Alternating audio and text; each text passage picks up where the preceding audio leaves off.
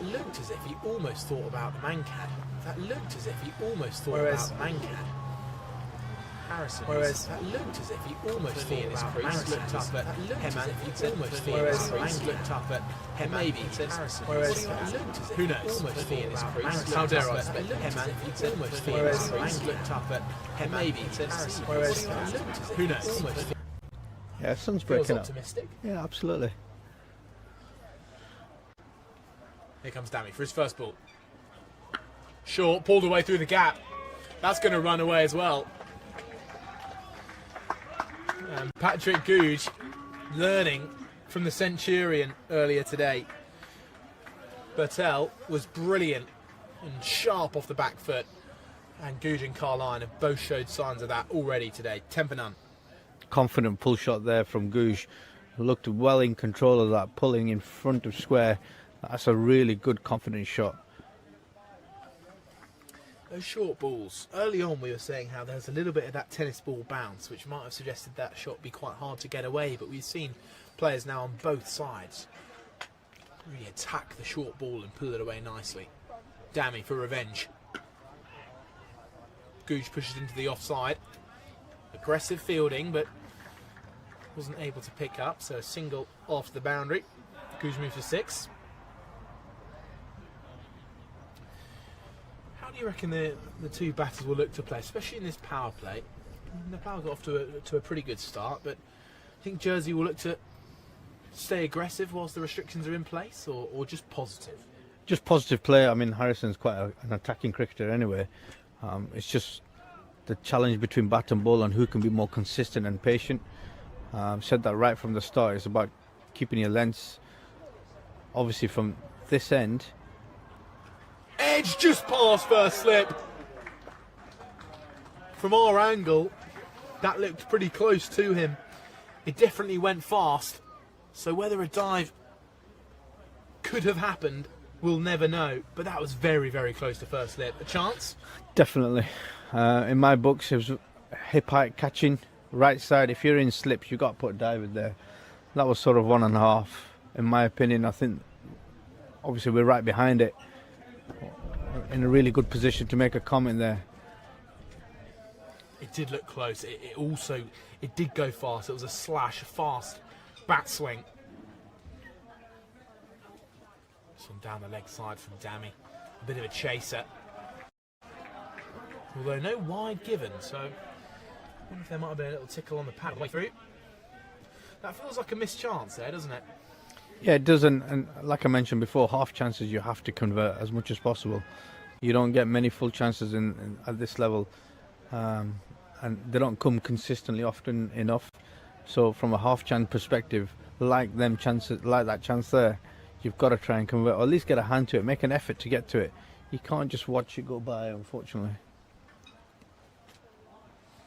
A riff shake there at first slip.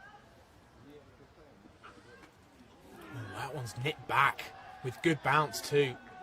Struck Carline and, well, in the inner thigh. Can't have been too far away. Dami showing some good bowling here. He's bought the edge, so he's beaten Carline on the outside edge now, and he's just beaten him on the inside. So perhaps suggesting some good seam movement from this deck. Yeah, and we said early on in the first innings that there were going to be some movement off the seam with a brand new ball, and that's a great example of it there. Dami will be looking to take a wicket here. He's bowled well this over. Full and a solid defence. Brings him out a single. Well timed up towards mid-off. And that ends the second over. Jersey 16 for none, going at a good rate, and they're looking very, very good out there, these two. Yeah, good solid start from the first 2 overs. Very impressed with the opening pair. Harrison picking up 10 runs off 9 balls, and Patrick Googe 6 off 2. Early doors, good start. So we'll come to see about that chance of Carline on 9. Can he make Nepal pay?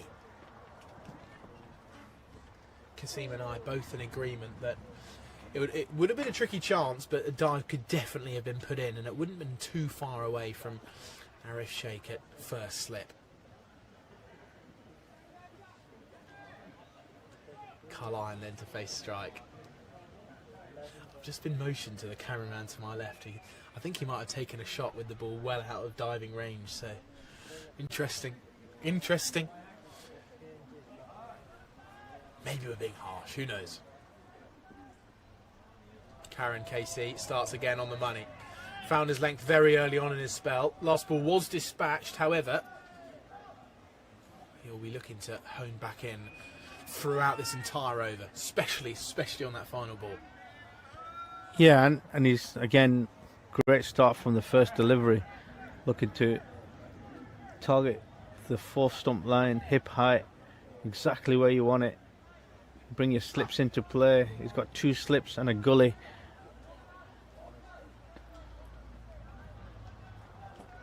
Carline squatting low.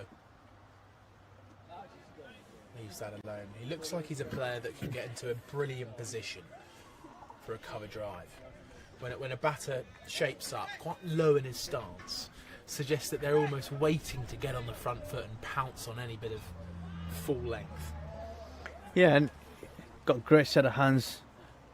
Explosive batter, really looks to pick length up really early, and he can be very destructive when he gets going.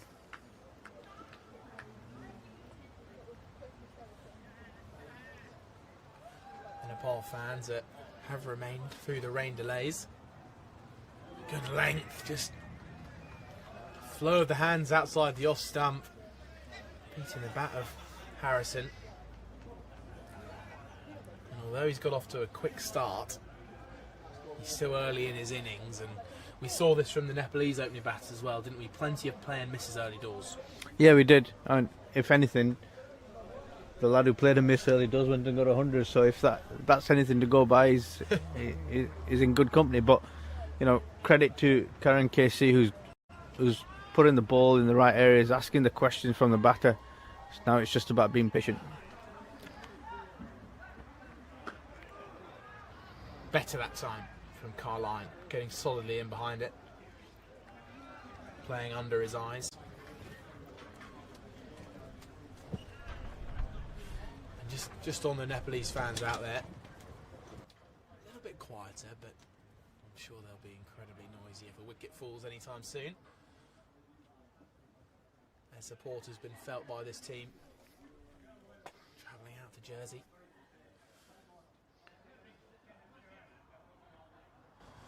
Still a swift wind from right to left as the bowler runs in.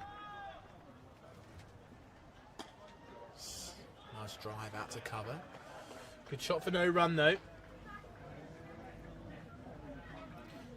Also just picking up on the man who played a miss slightly at the start of his innings and went on to get a ton. It was much better than that, by the way. He was 3 off about 15 at the start. He played carefully, he was patient, and then just up the rate gradually throughout his knock and finished on a fine 100. So Jersey will be able, they can go through the occasional slow spell. Wow, that's not slow.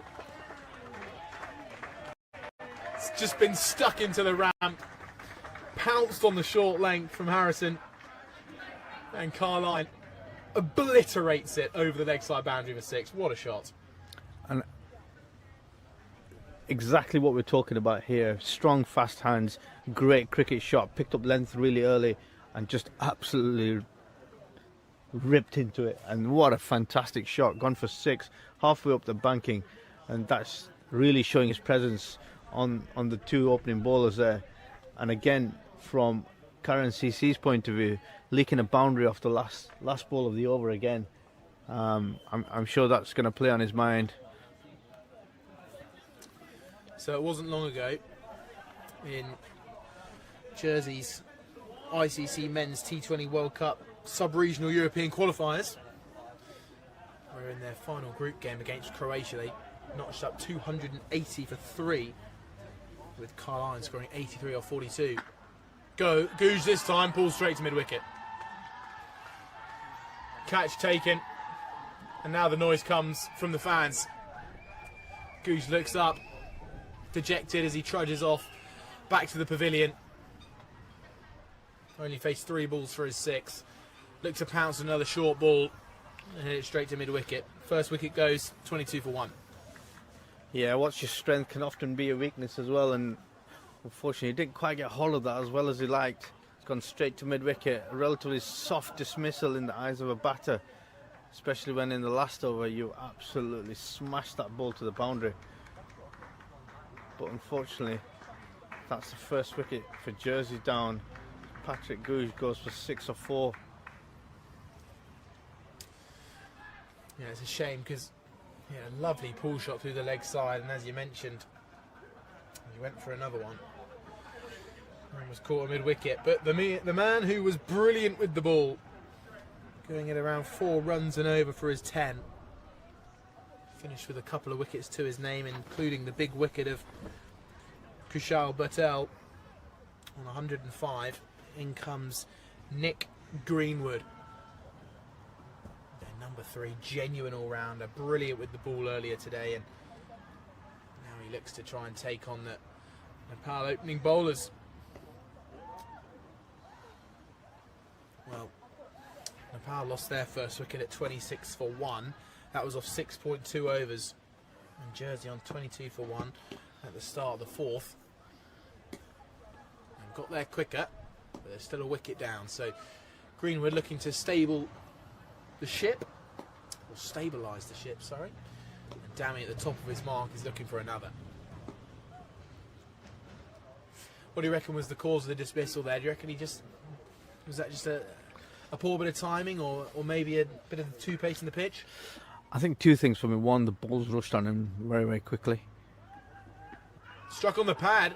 Little appeal here. Umpire remains unmoved. Dammy bowling very, very nicely. And secondly, if we're looking at the technicality of it, I just don't think he's extended his hands through the ball. I think he's just got caught just short arm jabbing it, which tells you he's late on the ball, which means he's been rushed up by the delivery. So, there's that skiddy pace that might have come on, and it was a well directed bouncer in terms of height wise. So fantastic. Yeah, you're absolutely right. It was the way it popped up off the bat suggested that it might have been a little bit high up, potentially off the stickers with a bit of extra skiddy pace. This one's left alone, closer to the stumps than I think Greenwood might have thought it was going to be.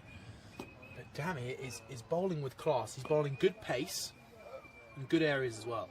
Yeah, impressive. He's done well, and it almost, as he runs in, you can tell there's some real momentum behind him as he's looking to attack the crease.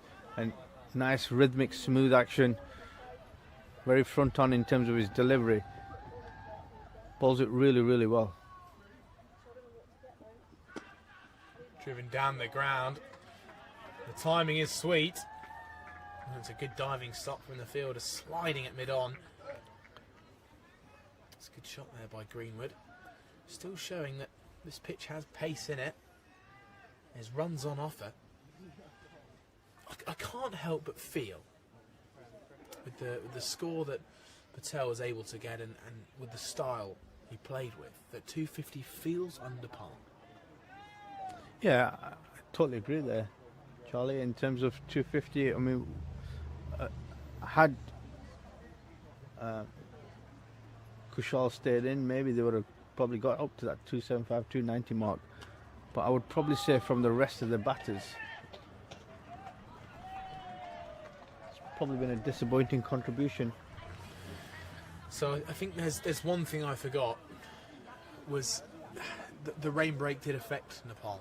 And yes, you'd expect a team of this calibre to be able to cope with that.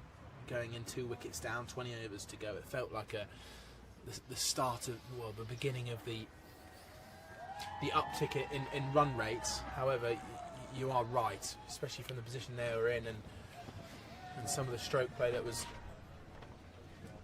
seen from the Nepal batters. It does feel under par. However, you don't know until both sides bat on it. Well, that's what they say at least. As Dammy's in.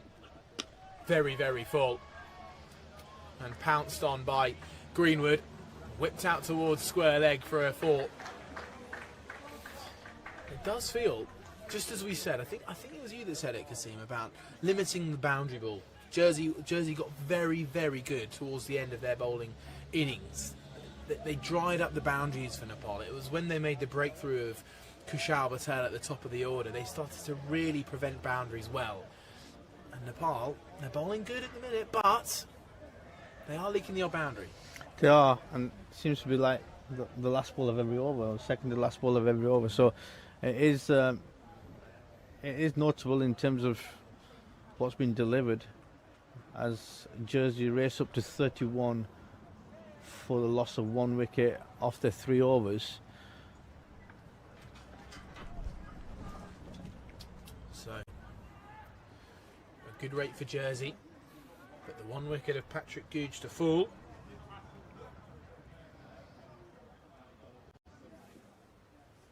And let's see if Karen Casey can get a wicket on his score sheet. Edge through the gap again. That's the second time an edge has gone through that 4th slip area. It's been fielded by Dami at deep third. I wonder if, well, I reckon Karen's bowling well enough that you might even be able to take out fine leg and stock up mid-wicket. Maybe just he's dropping the odd one short that is pulled away, but it's in front of square. I'm not sure how needed that fine leg is, because I'm pretty confident with the way that Karen's bowling that he might not drift one down the leg side. It's more just there for contingency, though, isn't it? Yeah, it's an old school method of having fine leg out deep. If anything, Chance for the non-strikers. If that hit, that would have been close. Good backing up from the Nepal fielder. yeah, they're known to be quick fielders. If anything, if you're going to look to be really attacking, and I'll put my attacking hat on, I'd probably bring third man into gully and leave third man open, have 3 slips, bring fine leg, leave fine leg either out that way or bring him across and really plug in that gap, because he's not, dare I say, thrown one down leg side just yet. He has that control, and if you look at second slip, he is relatively very, very close to first slip here. Well, Gully moves into third. Karen bowls, and again causing a tricky shot there from the batter. It's a very tight slip cordon, that. Very tight. Yeah, and third man pushes wider, so just on the third shoulder of that, on the right shoulder, sorry, of the third slip. Ringfield on the offside. I reckon they're having that discussion now, you know, Kasim. The skipper has come in to have that chat with Karan. They're going to stick with it, though.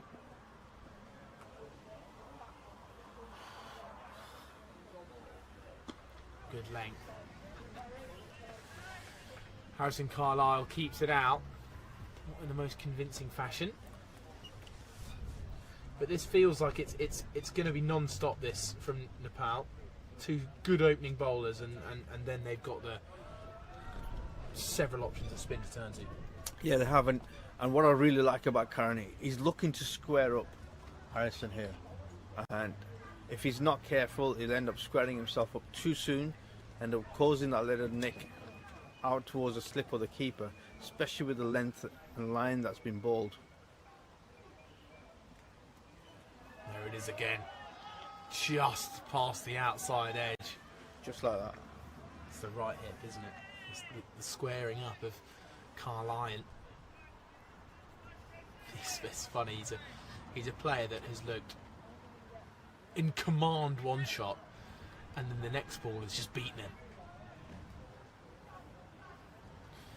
So Karen, with a wry smile at the top of his mark, looks up to the sky, praying for an edge this time. Well, let's see if he can get one.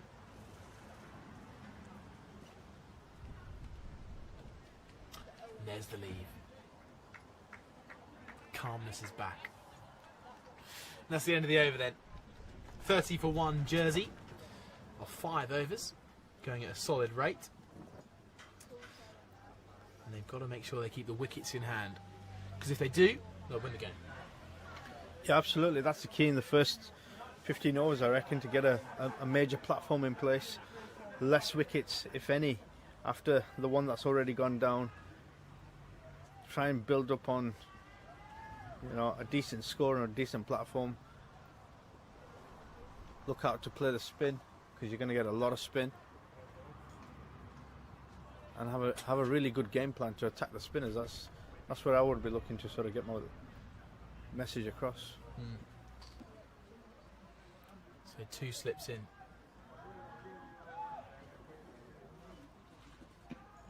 Inside edge, pops up off the thigh pad.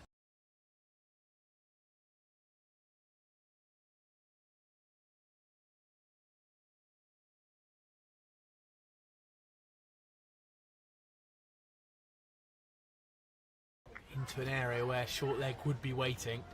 A very rare position in this format. Picked up by Sompal Kami, who took the catch of Patrick Googe in the 4th over.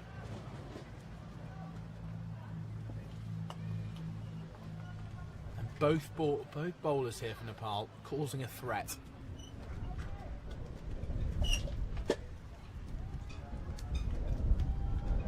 The wind picks up. Notes begin to flutter. Back of a length, edge, and gone. Greenwood has to go. There was a cut outside the off stump. A little bit of extra bounce, a little bit of extra pace.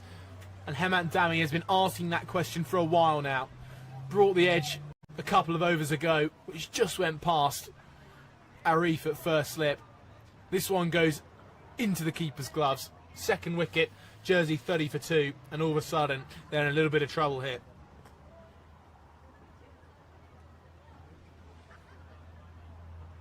Dami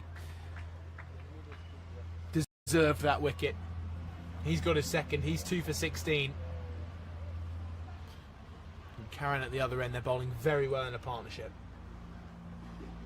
Yeah, he's looked impressive, hasn't he? Dami, ball good areas, 16 runs conceded for the 2 wickets that he's gained off his 2.1 overs.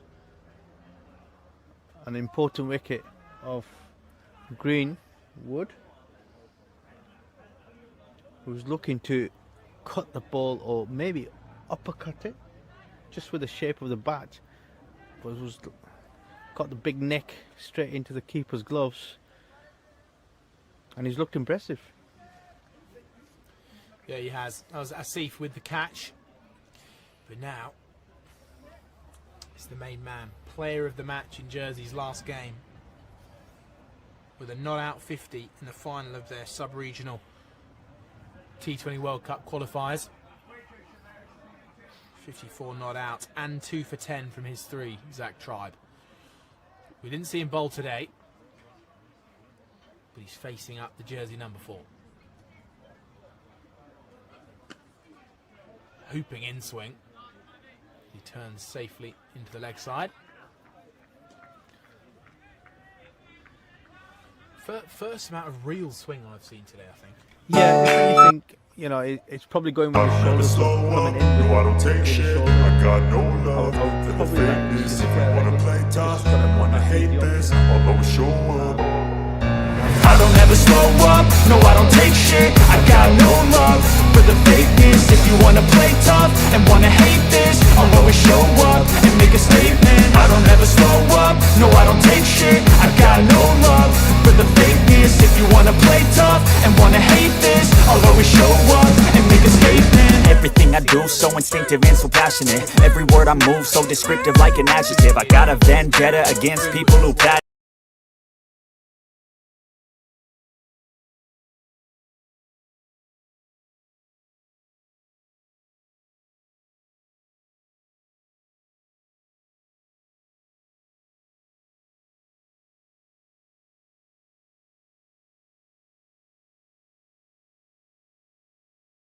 superior. Get off of me, this ain't no humble brag. Feels.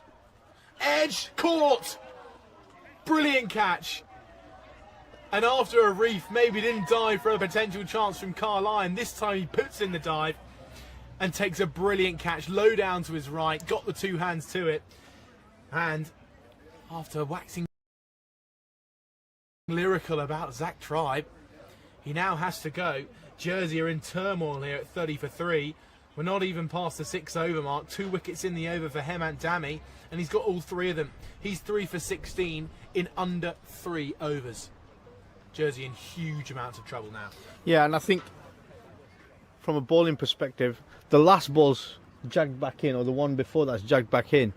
So potentially, if you're looking to bowl them deliveries coming back in with the arm, with the shoulder, and then he's held one up, took the outside of the edge, went straight into first slip's hands, who's actually finally put a dive in.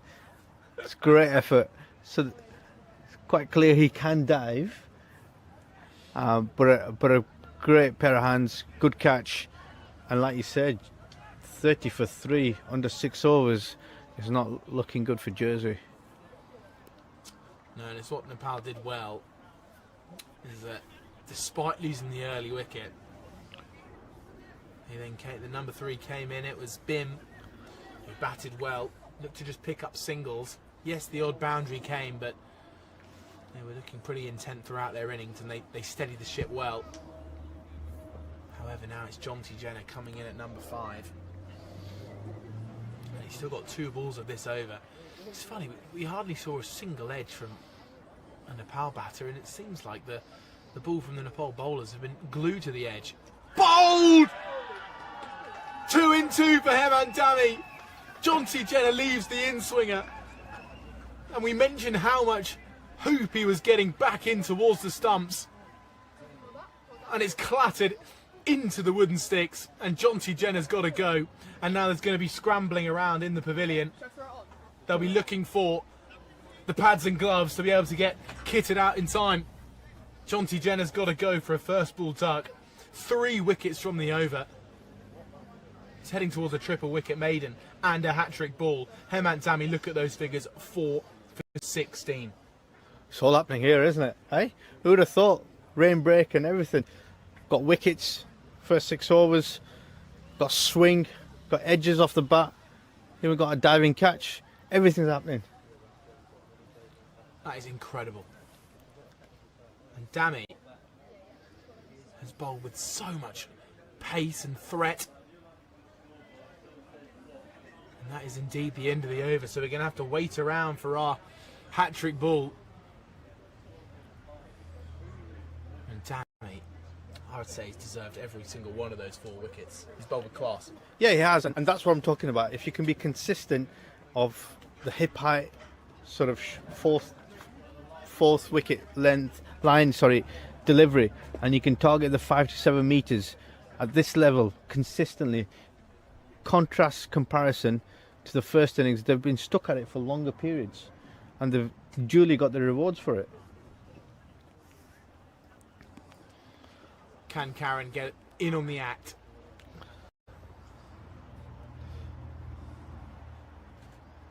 Carlisle needs pretty bold call after seeing your teammate leave one that went on to hit the stumps, but Karen not quite getting that same amount of in-swing. Yeah, and I think obviously with the strong breeze going across his bowling action, he's always going to be looking to sort of shape that outwards.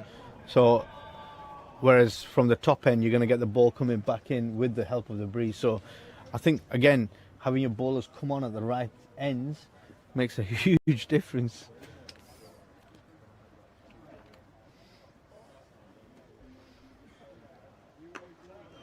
Looked like he was about to try and push that away through the covers, but ended up just dropping it down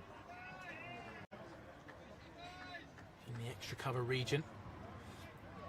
Yeah, it's a brilliant point you make there. I hadn't quite clocked that Hemant Dami was bowling his in-swingers with the wind. It's a brilliant point you make there. And Karen looking to do the opposite from this end, with the swing, with the wind.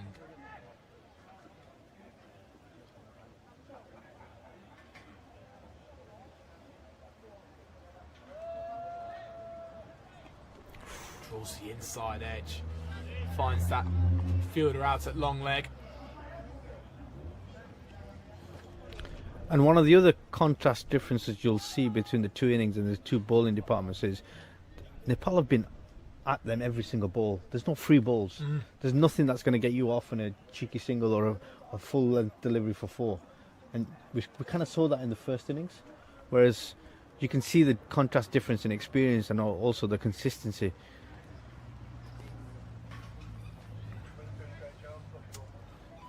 It is just that consistency, isn't it? And Jersey bowlers definitely at times showed threat, especially in those middle overs. But with the new ball,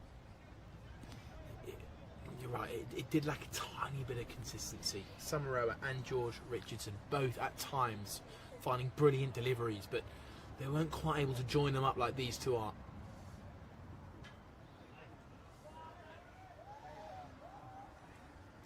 And you're right, they're really not missing the mark at all here, these two. And Karen has sort of got the unenviable job of keeping the pressure on but not taking the wickets. And sometimes you have a dying hero in Karen who's bowling really well from one end and not getting the rewards, and often you've got to sacrifice that. So he's doing all the hard work, he's doing the graft, and his partner at the other end seems to be reaping the rewards, but equally he's putting on the pressure from this side. A few chuckles amongst the fielders. The drive brings about a single. It's going to be a grind. Charlie Brennan gets off the mark. It definitely does feel like Jersey are going to have to earn every single one of their runs. Yeah, and that's probably the first time we've seen a slightly over-pitched delivery from Karen. He's been very impressive in his bowling spell, looking to get on top of the stumps, off stump height, hitting hard on the spice of the bat, but whereas that last delivery is slightly over-pitched, driven into sort of the extra cover region. Solid in defence. Again, Karen finishing out the over well. He's only really missed the good delivery once, and that was the final ball of the first over, which was pulled away by Carline for 4. It feels like every single other ball from him has been right on money. And Hemant Dami also, well, causing more turmoil. There you go. 0 for 16 from his 4, Karen, and Dami 4 for 16 from his 3, including the triple wicket maiden. 32 for 4 Jersey. Feels a long way back now. It does, but there's still hope, there's still time in the game. Just need to get through this passage of play. It's difficult, easier said than done, sitting on a table with mics in our hands, but yeah, I think they've just got to get through this passage, and rightfully so, they've got to earn the right to get through this passage, because this is a really experienced duo who are coming hard at the Jersey batters. So this is now an interesting angle. We've got the left hand of Charlie Brennan. We've now got the wind and the swing of Hemant Dami bringing this ball across him. Right arm over the wicket. And there it is. There's that angle. Brings cheers from the fans. They'll be loving this, won't they? Absolutely, and you can see the Nepali fans have got into this straight away, and why shouldn't they be? The team's 32 for 4 of the 7.1 overs, and they're well in command and control over here. I mean, at this stage, I'd love to see another fielder just close out that really big gap between third slip and backward point. Go on the extreme attack. Because if he gets in the right areas, that's the only position it's going to end up going. Beaten all ends up. What a glorious delivery from Dami. Brennan couldn't have got anywhere near that. Fantastic delivery. Absolutely fantastic. World-class delivery. At one point there was talk of Dane Stalin coming over and doing a coaching stint with the Nepali bowlers. Do they need it? He would have been impressed with that delivery. Oh.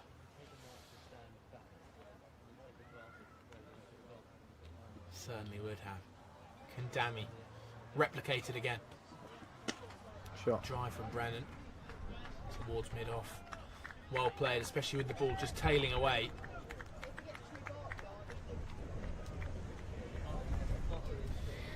It's hard to see where these Jersey batters can score runs from either end at the minute. Yes, there's huge gaps, but it's more on the accuracy of the two bowlers not letting up. 3 slips are in. Third man is out. Long leg is out.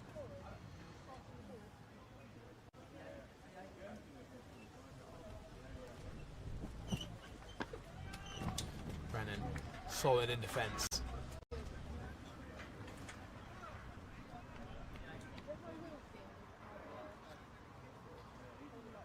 And the Nepali bowlers not letting up.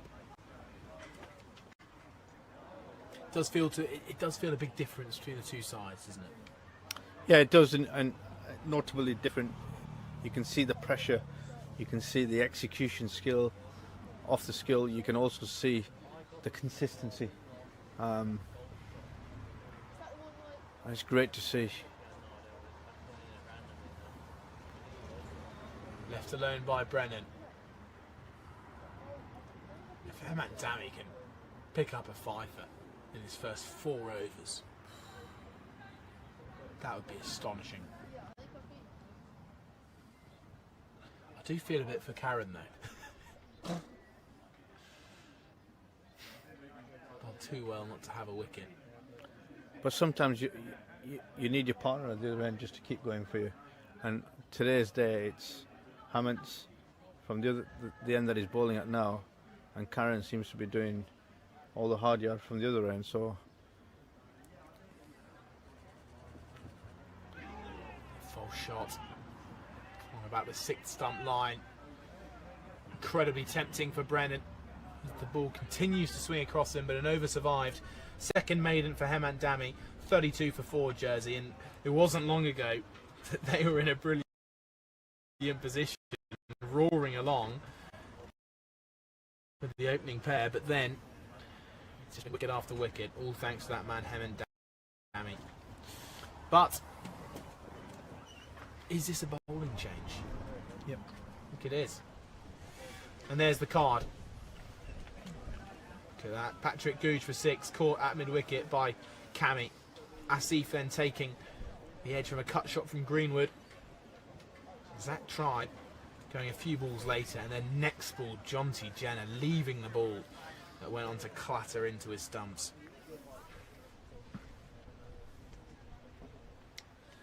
So the man with the catch at mid-wicket, Sompal Kami, will be running in from this end. And Nepal continue with the 3 slips in.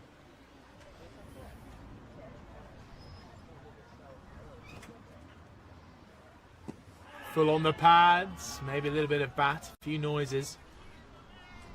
Good decision from the umpire. Immediately uninterested.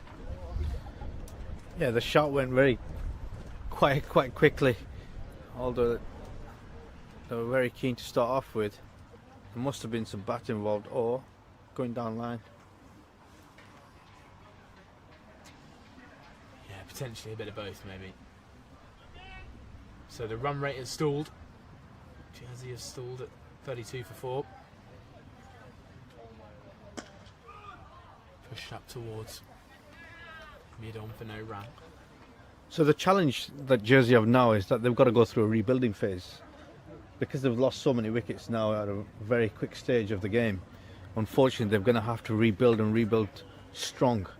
And that might take some time, which is fine, but they're going to have to do that without losing any more wickets. So that's a very tricky passage, especially when you've got experienced bowlers coming at you who are non-stop, resilient, coming at you time and time again.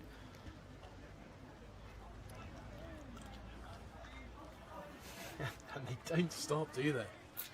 It shows a great bowling outfit though. Yeah, it does, and it also shows the experience that they've got and the quality of skilled bowlers that they've got in the setup. You know, you replace one with the next one, and they're still coming at you strong. Karan's been replaced by Sompal, and it's exactly the same. The paces is very similar, line and lengths are very consistent, and there's no free balls to get from a boundary perspective. So, yeah, they're coming at you strong. Short ball doesn't quite get up off the surface. And a pull shot from Carl Lyon, who, despite the madness at the other end, has stood firm. Well, these two hold the cards now for Jersey. got to stick. But as you say there, Kasim, this bowling attack and not taking their foot off the throttle. They've still got some experienced spinners to come in.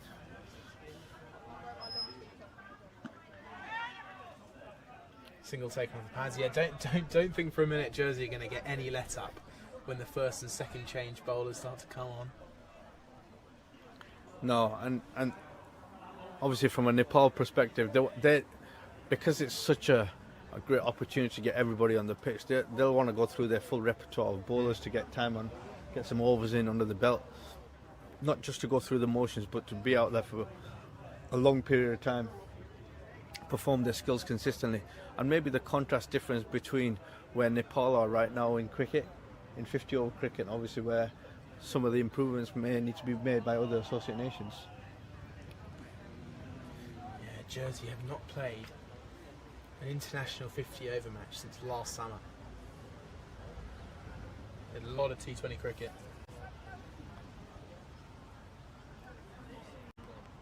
You're absolutely right. That's great to see. Attacking against a left-handed batter, 3 slips in.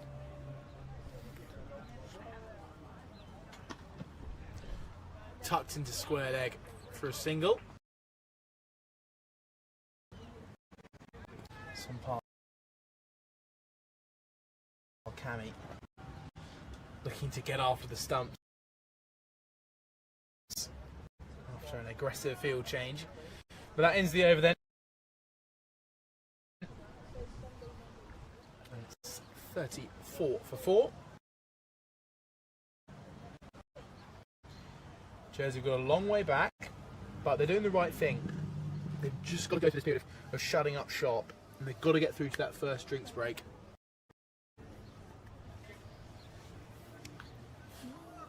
Cassie Malley giving some support to... Who is that there? Century maker. Patel.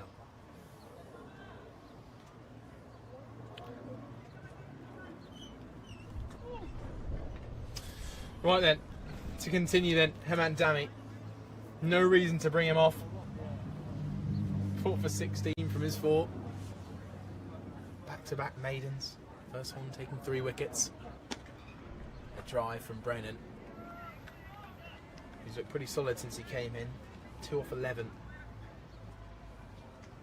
Carlisle.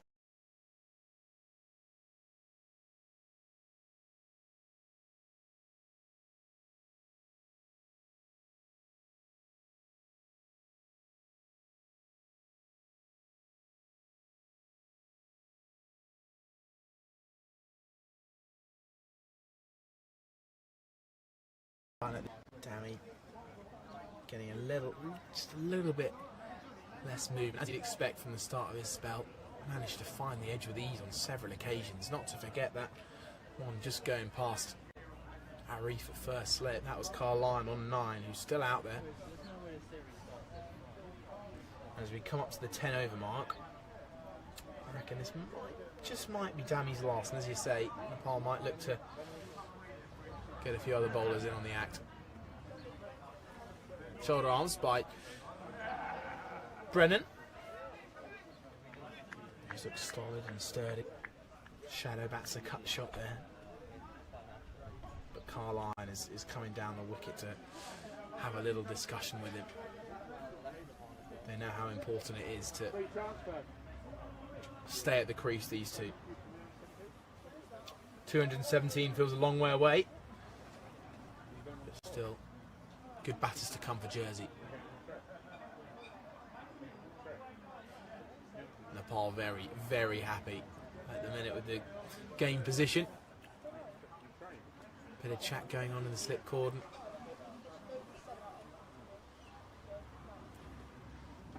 And Dami just one away from his 5 foot.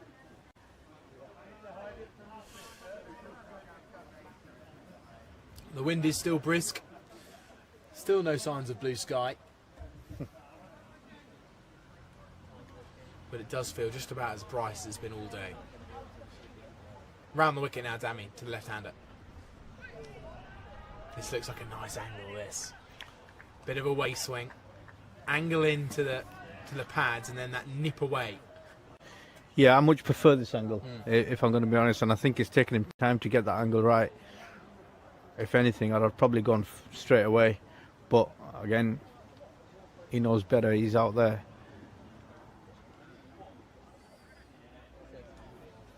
It felt right for a few balls, but then pretty quickly after, well, there's just a tiny bit less nip, and he did beat the bat once in that first over to Brennan, but has dried up since. Shot. This is a nice drive through extra cover, picked up by scampering fielder. He's going to dribble through some overthrows, which Brennan will take, of course. He moves to 4. But this brings more dismissals into play, this angle. Brings LBW into play. Yeah, Brings the likelihood of bowled up. And of course the edge as well. Yeah, it does, absolutely. And it's just evident there. Gulshan Jar, who's just switched off at mid-on, didn't do the backing up, allowing the double to come through. And that was an excellent cricket shot, actually. You can see Charlie just putting anything that's full, driving towards mid-off, who is slightly wider. Oh, it's a late lead from Brennan. Yet another terrific over from Hemant Dami. 215.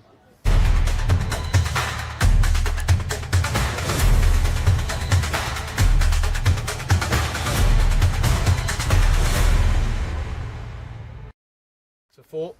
And Hemant Dami comes to the end of his 5th over with 4 for 18. Been impressive so far. We just see the bowling scorecard. Karen KC, 4 overs, none for 16. Hemant Dami, 4 for 18 of 5 overs. Sampal Kami, just a 1 over, 1 run conceded. See the person who's done most of the damage, losing the 4 wickets in quick succession as a batting card comes on display there with Harrison still there, 19 of 30 balls. So Sampal Kami, can he get a wicket? Brings the inside edge. Again, just finding the area and sticking to it. That's what Karen KC was so good at. Sampal Kami. Yes, we talk about bowling in partnerships, but how important is it that when a new bowler comes on, if they can be on the money straight away, that really does add to your bowling attack, doesn't it? Yeah, absolutely. And to be fair, that's one of the strengths that the Nepal team has been renowned for over the years. The bowlers are relentless. They just keep coming at you every single delivery. No free balls. Everything's coming out hard at you. Very difficult to score off anything that's loose. And they will look to capitalise by putting extra pressure in the field. One of their best fielders is not actually on the pitch. Dipendra Singh Airy is not on the pitch. He's a world-renowned, fantastic fielder. Pretty good batter too. He's alright, isn't he? Dropped into the offside bar, Carlyon. A couple of 50s in the World Cup just gone for DS Array. In a tournament where I thought Nepal might give it a slightly better run. Yes, they just came out on the losing side against England. Who knows, if that result was a little bit different, they could have really built up a bit of momentum in that tournament. But they'll go again in future, I'm sure. Sure. Drifted onto the pads this time. Whipped away by Harrison Carlyon, who remains sturdy. He moves to 20. Yeah, and he's doing the job for the team. Not looking over too flashy, not taking any extra risk. Just looking to get through this passage of play where there's strong deliveries coming hard at him.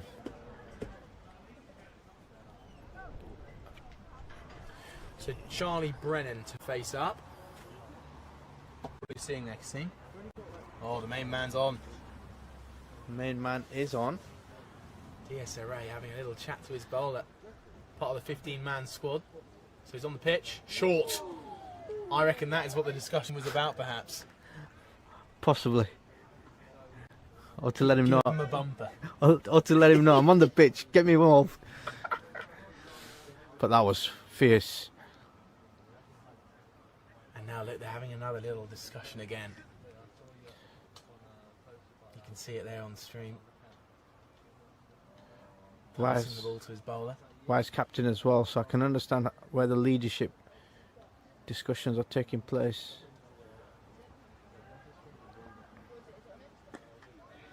Full on the knee roll, turned away, good timing. Skipping along this now slightly damp outfield, which will be drying up with the wind.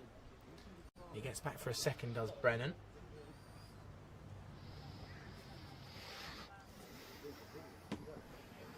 His solid knock continues. That ends the over.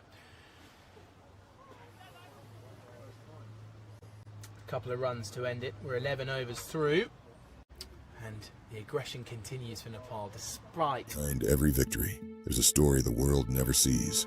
The pain, the passion, the purpose. At Stike Sports, we go beyond the game to bring you the heart of the athlete. Come, be part of the journey. Watch the biographies rise to glory. Only on Stike Sports. A few grimaces of the quality of bowling on display. But we are going to get a change of bowling. Hemant Dami, terrific spell, 4 wickets to his name. And it's going to be Arif Sheikh, who took a very good catch to dismiss Greenwood. And Dami, whose disruptive display of fast bowling has come to an end. And now we're going to see Arif Sheikh, see what he can offer. Keeper standing up to the stumps, however, look how deep that first slip is. That shows you the type of bowler that's going to be on display. It also shows the confidence from the keeper to stand up. I think both keepers out there having a bit of a chat.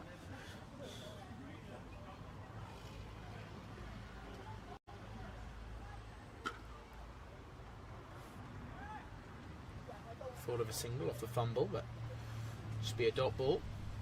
These two coming together now, Carline and Charlie Brennan. They understand the situation. They know what's needed. They've just got to cling on here.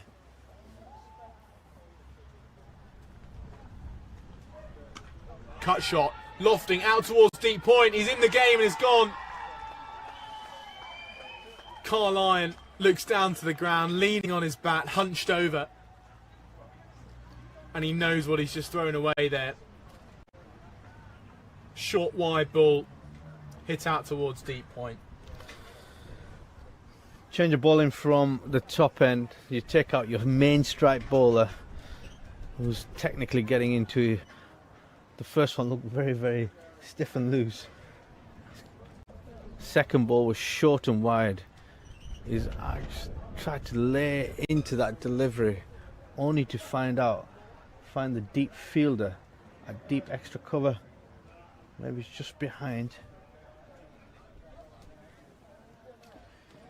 It's been out there. So it is a little bit unlucky to find the man at deep point, but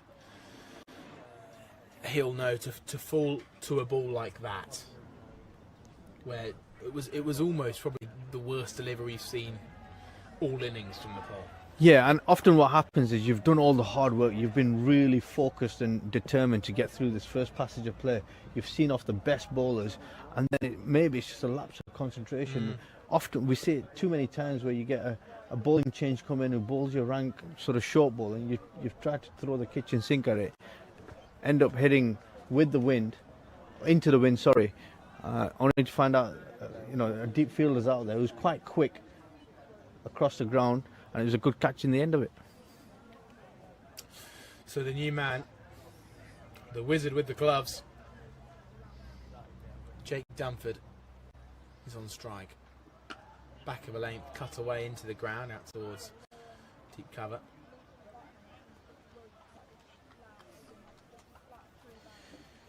It's tricky, isn't it, for Jersey, because yes, they've been dislodged by some fine bowling from Hemant Dami from the far end, and Carline will be distraught to give his wicket away. But 39 for 5 tells a story, doesn't it? It does indeed. It does indeed, and credit goes to the way that Nepal have come out here and attacked, especially after the first innings, or the closure of the first innings, where they struggled to get over into that 250, 260 mark. And down the leg side, as it's caught behind, it sounded a little bit of like a thud, like a pad thud. And it was a good instant decision from the umpire. Brilliant take down the leg side, because that was a big deviation. definitely a few noises there, weren't there? Yeah. Could it have been bat pad gloves? Love to see a replay, slow motion replay. So would I. Brennan getting on top of it that time. It definitely did sound like a deep pad third. Yep. Rather than a light, high-pitched touch on the wood.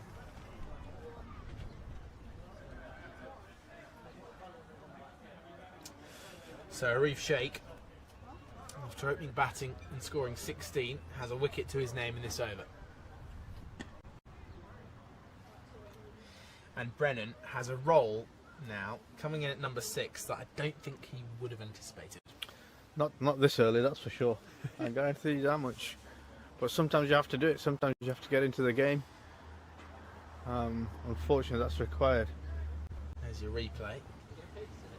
Quite tricky to see. Yeah, very difficult. Deep square leg. Very difficult to see from there. From the first ball to the final over. Watch every T20I, ODI, and Test highlight from around the world. From rising stars to seasoned pros, every domestic and international match matters. Catch every cricket highlight, anytime, only on Stike Sports. From here at Grainville, we've had some rain throughout the day, but it looks to have cleared off. The cloud is considerably higher and lighter. The sun is doing its best to peek through. The wind has died down a little bit.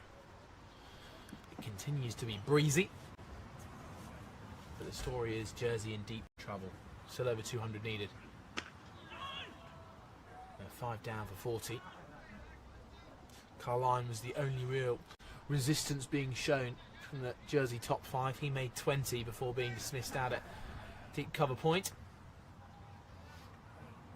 And if you are just joining us, yes, a scintillating 100 from Kushal Patel.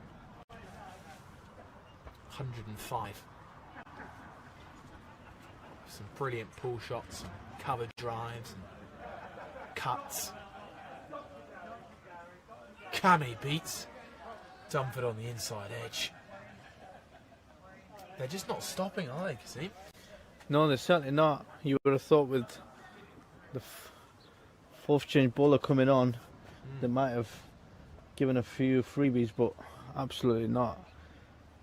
Sampal has been impressive in his 2 overs so far, into his 3rd over. Length he's bowled. He's only gone for 4 runs, but he's been quality.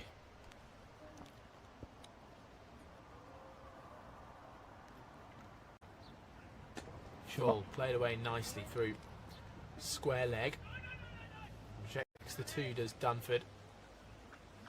He'll see this as an opportunity, these 2 batters. You know, when they bat down at 6 or 7, they often don't get an opportunity to bat time, bat long. Yeah, absolutely, and obviously not a great position to be in, but what I would love to see from one of the, or a couple of the Jersey batters is from here to grind it out and put their hand up and put a shift in. You know, they've got the skill set, they've definitely got the temperament.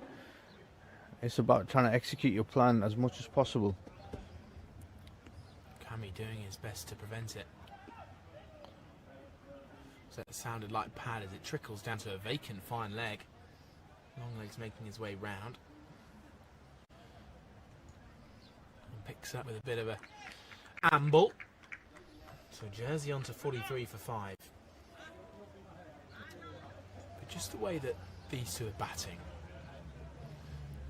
They're not going to give it up easily. And they look like they're two batters that want to take this chance and run with it. Yeah, and what I do like, left and right hand combination. It's always tricky to bowl to left and right hand combination. Never easy for the bowlers. So it's, if anything, that's going to help you keep rotating. You don't want to lose regular wickets, unfortunately, which they have done. But you just don't want to lose more regular wickets. So if they can keep rotating here, not look for the boundaries, they will come over a period of time. But just get through this passage of play, pick up your singles where you possibly can, leave well, don't commit to anything that's high risk. Look to rotate as you get into the wicket, into the game a little bit more. It's never easy when you go first in.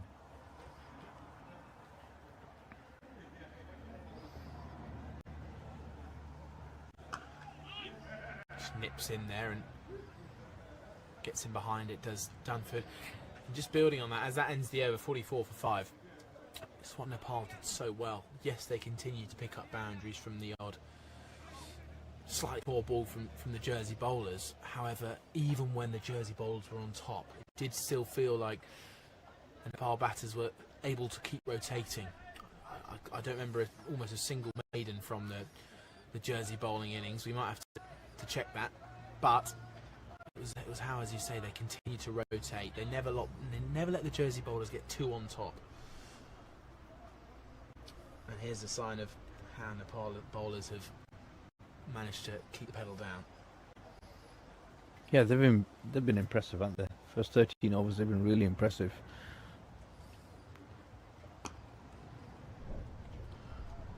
Just climbing up on him. Charlie Brennan with bat in hand.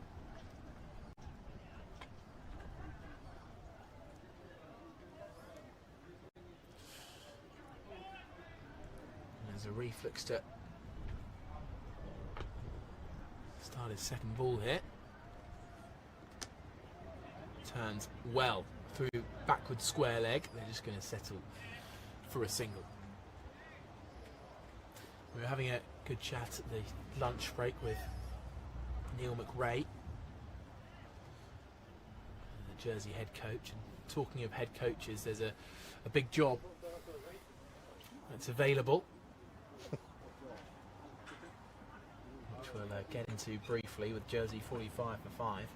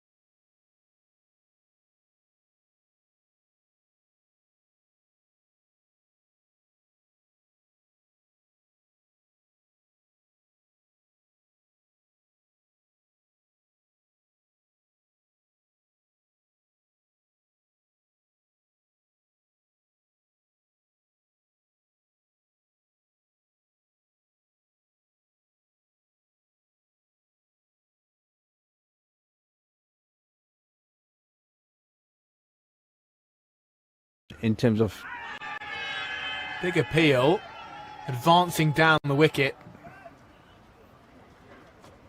was Jake Dunford. And I think the umpire's been a bit hard done by the reaction of the Nepalese batters. Dunford definitely walking down the track. I think that brings impact outside off and height into the mix. What do you think? Yeah, agreed. But there was nearly a run out on the non-strikers end as Dipendra was running in. Just coming back to Yes. the conversation about the Fleming issue or the possibility. Look, succession planning for me has not been great from England, if I'm going to be honest.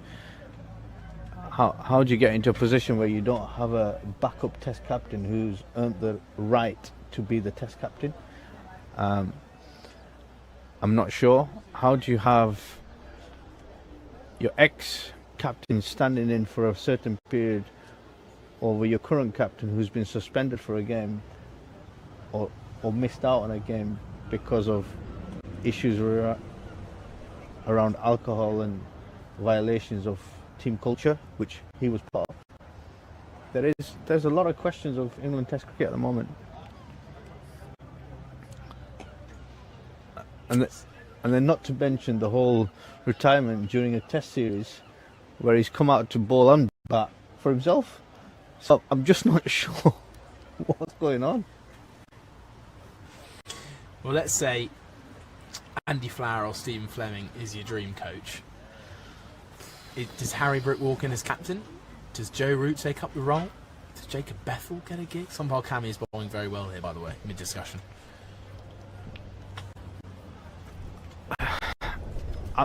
For the long run, I'm not sure. Short ball brings a play and a miss. For the long run, I'm not sure how many years Joe Root still got in him as a Test player. Whilst he's been unbelievably successful for England and a fantastic contributor, how many more years has he got? If it's a short-term period for a year or two, somebody who has the values of an England captain, then who else stands up other than Joe Root? But for the long run, 5-6 years, I'm just not quite sure whether Harry Brook needs 2 years to get himself in a really good, strong position with displaying good behaviours and characteristics of a Test captain, somebody that everybody can be proud of and stand by and stand behind. Not sure. Yeah, well, he's a player who definitely has a brilliant record as T20 captain of late, so that's definitely a reason maybe to bring him in. However, as you say, certain things off the pitch, we'll be looking at a little bit differently in future. That's the drinks break then, as we look at the card. 50 for 5 jersey, and you can see the story unfold right there. Patrick Googe was the first to fall, caught at mid-wicket, then Nick Greenwood caught behind, then Zach Tribe caught to a handy catch down low to the right-hand side of Arif Sheikh. Then next ball, Jonty Jenner fell, leaving an in-swinging delivery, swinging in with the wind from Hemant Dami. And then Harrison Carlyon, who was putting up a brilliant fight from the other end, gave his wicket away with a short ball outside off and cut it aerially out towards the deep point region, and he was absolutely gutted. But here comes the fight back from Jersey. Two batters looking to set themselves at the crease. It does feel like the last chance here now. Yeah, it doesn't, and it just goes to show they've got up to the 14th, 15th over. Whether they can go again for the next 15 overs without potentially losing.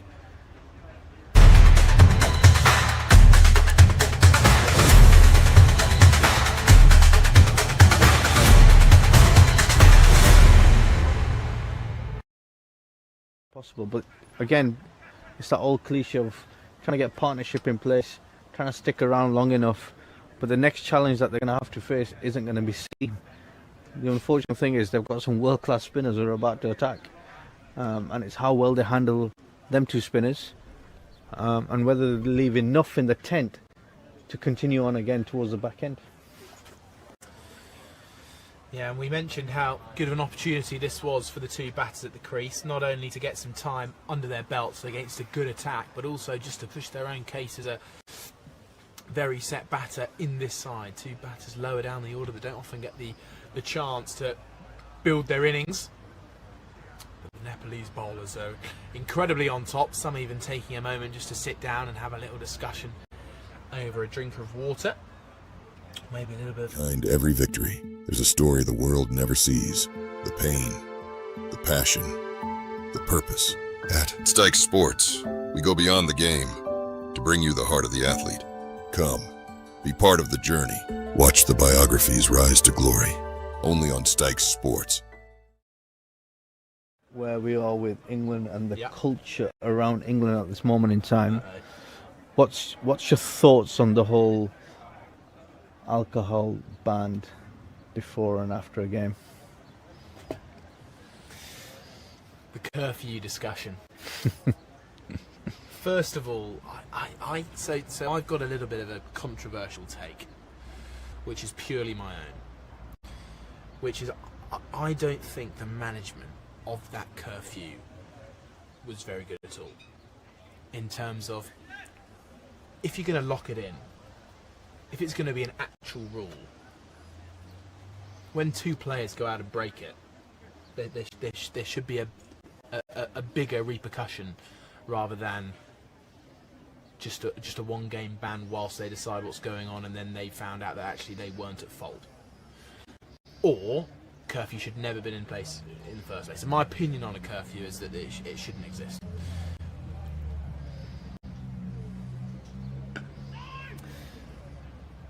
And teams shouldn't. I mean, it's a group of adults. The amount of times you hear people compare it to a normal job. You know, how often do you hear curfews in the corporate world? You can't be out past 12. I think it's wrong. It'd be good to hear your thoughts after this ball from Arif Sheikh.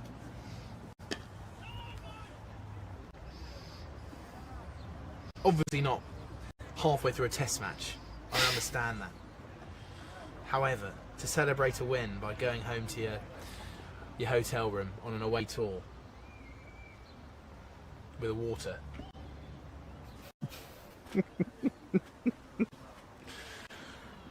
Dumford cuts away nicely, beats a diving point.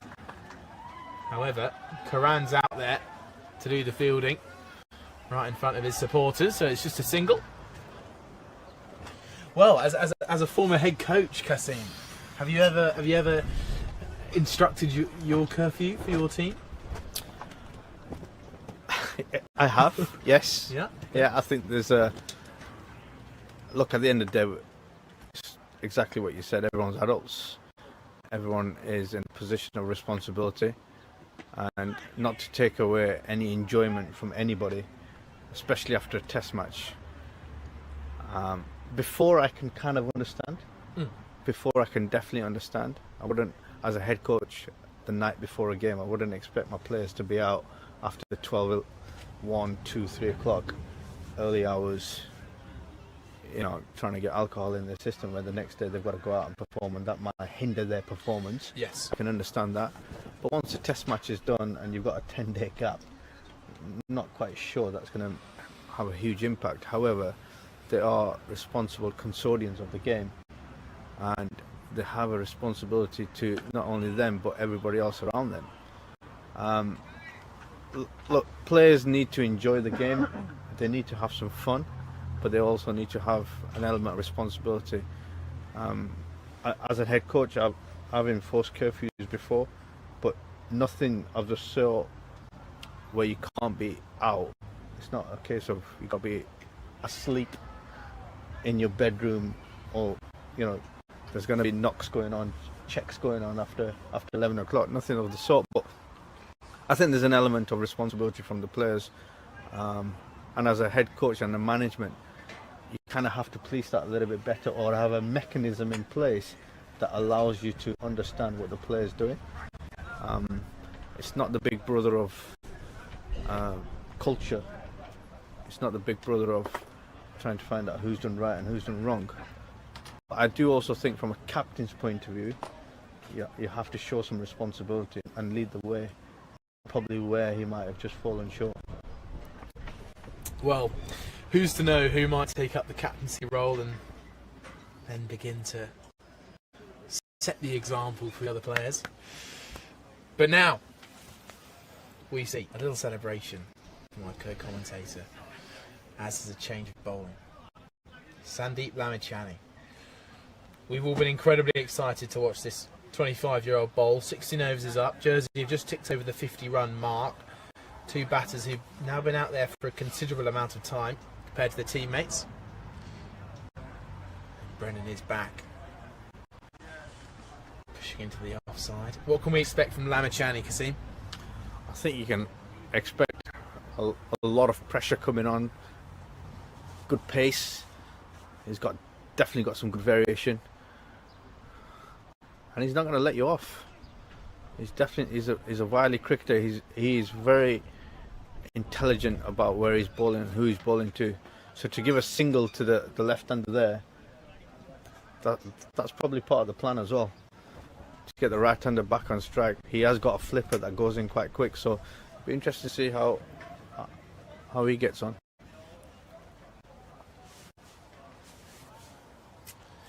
He'll be scheming, won't he? Look at the discussions, and Warriors calls the batters out there. Brennan running down the pitch to talk to Dunford. Be ready. Here's Lamichhane. Straight delivery, solid in defences. Jake Dunford. And the danger sometimes is you could play the bowler, not the ball. You're often playing the name. The key thing here is to keep reading the ball out of the hand and keep playing your shots and sticking to your game plan against spin.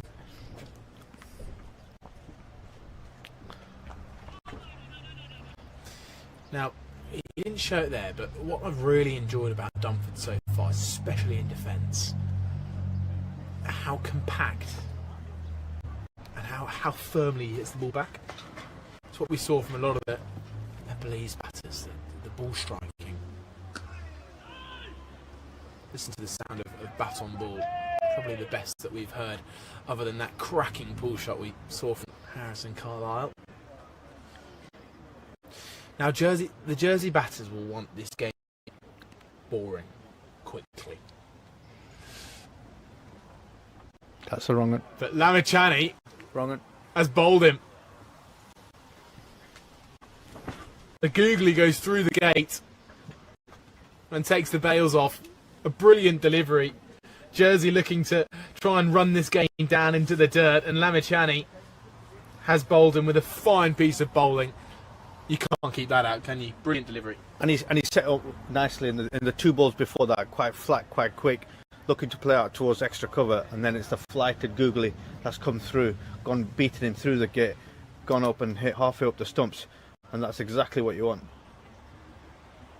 There's a replay of the action.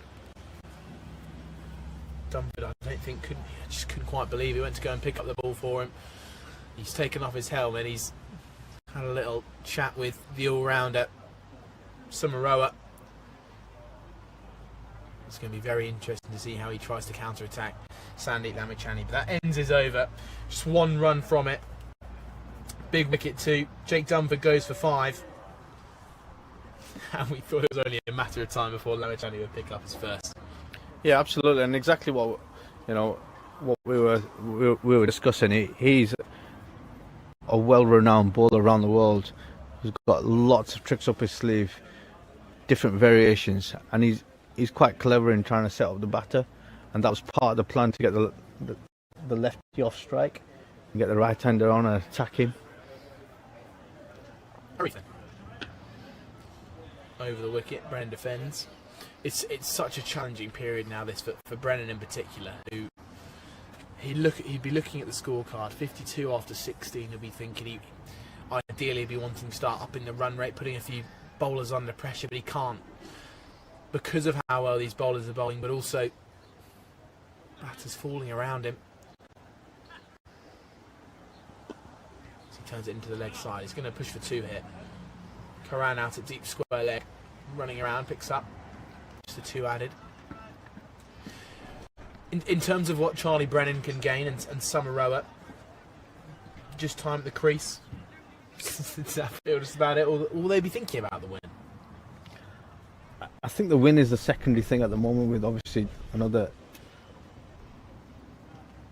200 runs on required, 199 runs required at this current stage. I think what a message from my perspective would be to try and spend as much time out on the crease as possible, trying to get a partnership in there. If it's slow, it's not a problem. But the more you face the bowlers, the better accustomed you become for the next game.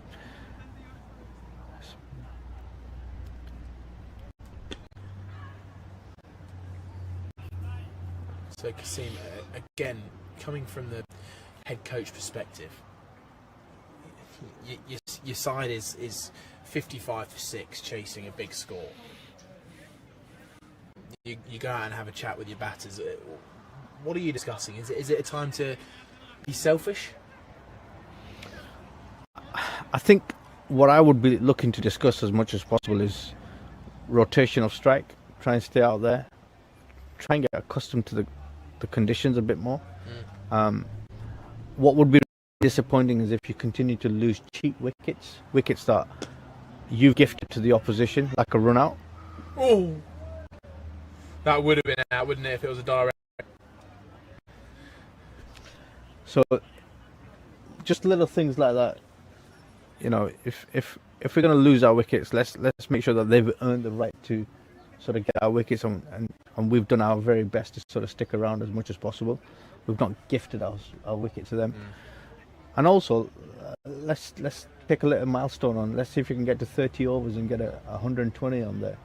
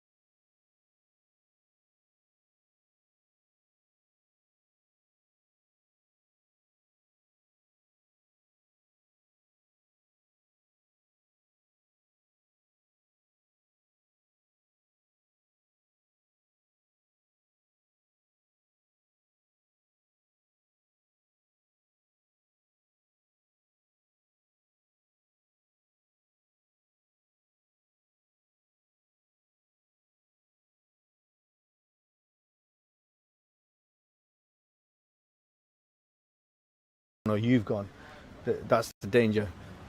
Where a progressive, more attacking player would be, you play the delivery coming out the hand, you look for your better option, you look for your options to rotate, you look to hit down the ground, be quite inventive if you can without any high risk. You know, you reap the rewards if you can, but keep turning over the singles. Rotation of strike is key at this stage. How challenging is it to block out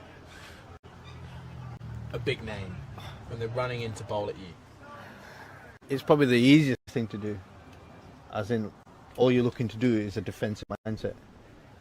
So if you know that the ball is coming, it's hard. The key thing here is just to have options. So he's googling straight away to the right-hander.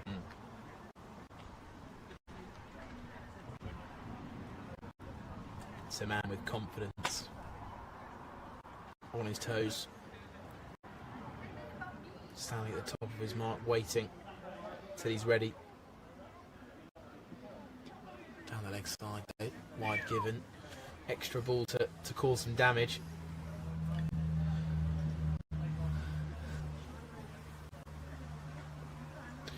Lamachani a bowler you've worked with in your time, or maybe just one you'd like to? I've never had the chance to work with him. I've always been impressed by his skill set, especially when he came on early doors. I've seen him for many years now, especially as the team have toured to Dubai, which is my country of residence, and obviously where I worked at the ICC Academy. I've seen him a lot come through there, but he's a very skillful cricketer. Obviously got opportunities to play franchise cricket around the world. Was part of your PL team, wasn't he? He's the Hurricanes. Hurricanes. But again, early exposure to the world leagues, the best players in the world. You know, you can't buy that level of experience. Picked up from such a young age, wasn't he? Yeah.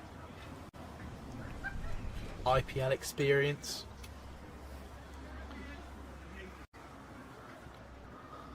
BBL experience, CPL as you mentioned as well. Still only 25. Turns 26 a couple of weeks' time. Solid from Ben Ward to begin the 20th over.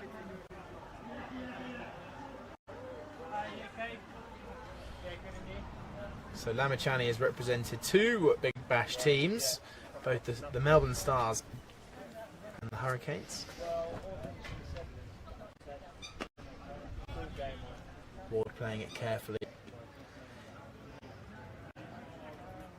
I do strangely think that this is an opportunity actually for a lower order batter who can come in and actually play the ball rather than play the bowler, and actually it's sometimes in the top order batters where they can end up, as you say, playing the bowler. Yeah, and you want to just get into a position where it's you and the ball. As a batting outlook is you're trying to look for runs. The entire leg side is open. There's two fielders out on the boundary, one inside the ring at mid-on. Can we rotate a strike in there? Can we get without being stuck on the crease? Lofted drive. It's gone up in the air. Chance for a catch. It's been taken. An incredible take. Running back from mid-on out towards the area just behind the bowler. Diving catch over his head. Nepal have been absolutely terrific in the field today. And another sensational catch. This time to dismiss Benjamin Ward. Lofting a drive over the bowler's head. Jersey now 59 for 8. Terrific catch from the skipper. Yeah, and another example of what I was referring to earlier is how clinical they are in the field. They've been exceptional today. They've made half chances, and that was an easy catch from the skipper, who was fielding at mid-off. Had to run round quite quickly to gain that catch, gain momentum to put a dive in place. Ends up catching it, full length dive. Great bit of fielding. But again, helping your bowlers out, putting the pressure back onto the batting unit, who've lost another cheap wicket, unfortunately. Well, he's gone slightly under the radar. has Arif Sheikh, after opening the batting for Nepal, he's come on and had a bowl first change, following up, I must say, from an unbelievable opening spell from Hemant Dami. He's taken 3 wickets for 9 runs from his 5 overs. Yep, just when you thought it was getting easy and the change of bowlers were coming on from both sides, and most of the wickets have come from that side. You know, you look at the 7 wickets now that have come. Yeah, they've all come from that side. So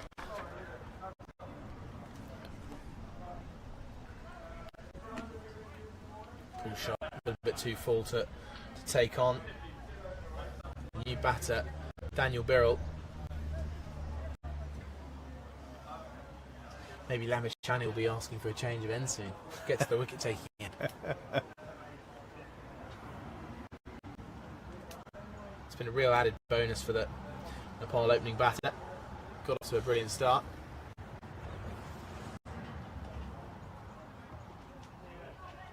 yeah, and it just goes to show you're never out of the game until the very last ball.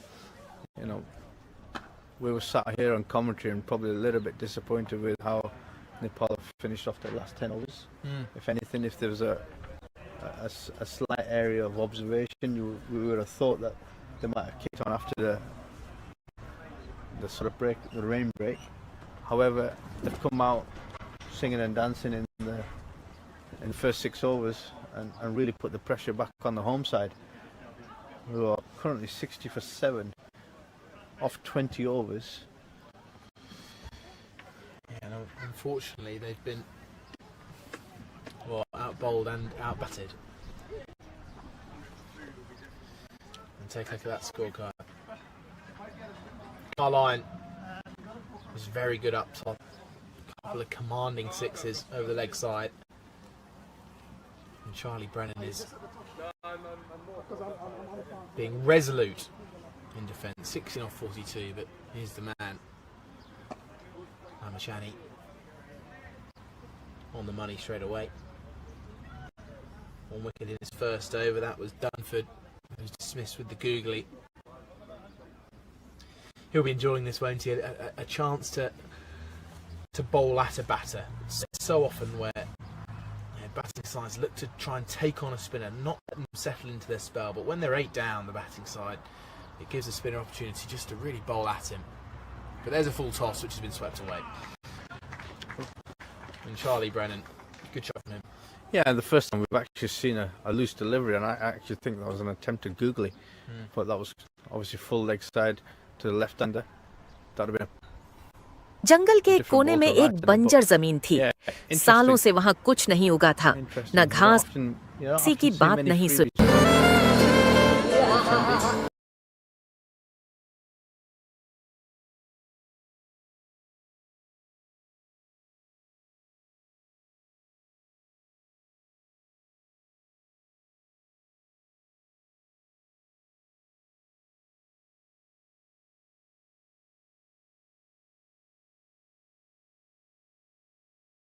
For his club side, I'm told, got 60 odd yesterday.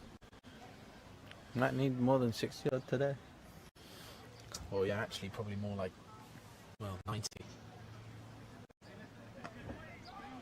So he's a man in form.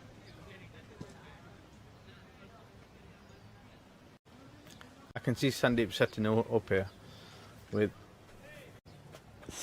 2 balls to go. Well, I can definitely see a googly coming here. Will it be last ball? Oof. I'd love a good prediction here. Oh, Driven down the ground, hitting to the stumps. Very, very nice shot from the jersey. Number 10. good contact, great sound off the bat, excellent. Just unfortunately, it's straight up middle stop on the other opposite end.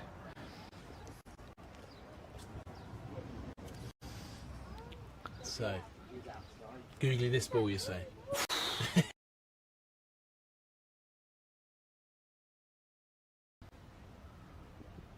Well, there you go. Little bit short though. Turned into the leg side. Good piece of fielding out in the deep. We'll come back to 2. Well done, Cassim. Well done. You didn't really, you could have gone after that prediction. You could have really, made it a little bit more solid. Yeah, However, you were a tiny bit on the fence. I wasn't quite convinced with the ball before that got smashed back down the ground, but got saved by the stumps. But he only needs one delivery to bowl out, doesn't he? And that's the beauty of Sandeep. Well, 66 for 8 after 21 overs. Far from where Jersey would like to have been at this point. However, one positive light can be shone on the man on strike, Charlie Brennan. And we're going to see DS Array.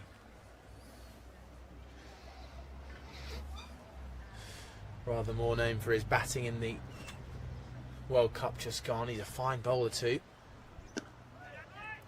And he's taken a wicket first ball. No, it's grounded. Brilliant sportsmanship. Instantly turned around to the umpire to say that was grounded. But what a start that could have been. So a little bit short of that time, and Brennan pats it back. So another excellent off-spinner who's played around the world, very experienced franchise player, has experience of bowling at some of the best players in the world, and will definitely look to dot this delivery in. He's renowned for getting through his overs very, very quickly, putting pressure onto the batters, fires it into the stumps. A shot from Brennan, continuing to rotate strike. It's been a class act today, has Brennan. Plenty of work out in the deep, diving around on the firm outfield. And now he's putting in a real shift for his side.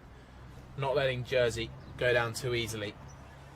And it's now up to Daniel Birrell to continue the fight back.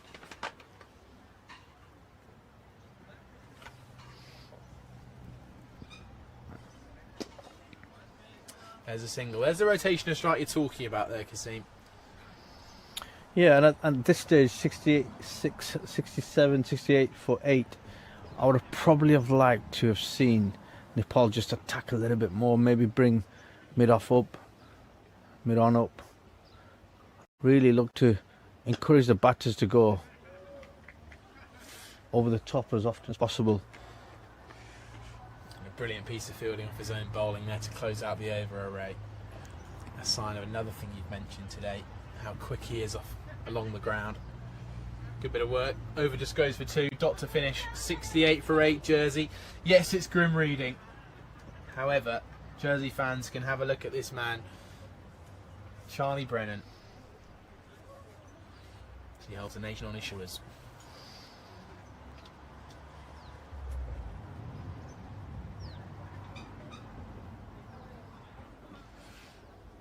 But he is up against Lamachani. Well, it's Birrell on strike. That sounds like bat pad. It's more of a laugh than an appeal from Sandeep. Testing out the umpire.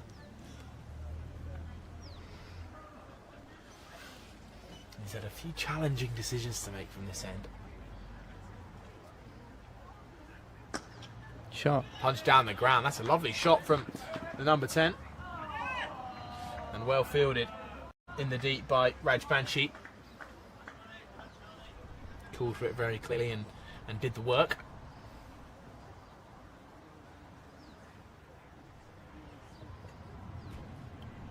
Lamachani's been testing out his googly, honing in the area, and now playing with caution. Daniel Birrell.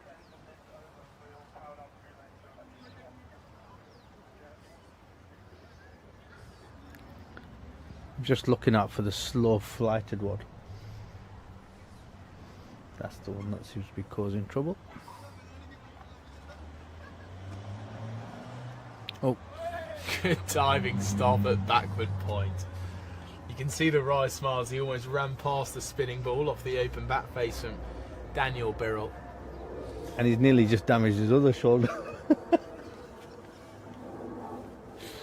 He did seem to take a almighty whack on it, didn't he, on 105.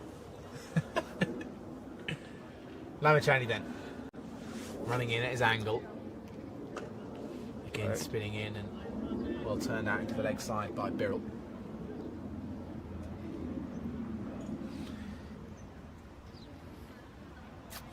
Conventional field for this point in the game. Deep mid-wicket. Long on, long off, deep cover. Fielders inside the ring, splitting the gaps. And Sandeep Lamachani now for a change of angle. Round the wicket to the left-handed Brennan. He punches up towards Rajbanshi. And to end the over then, 72 for 8 at the end of the 23rd. 2 overs away from the halfway mark. And, well, sunshine emerges for the first time today.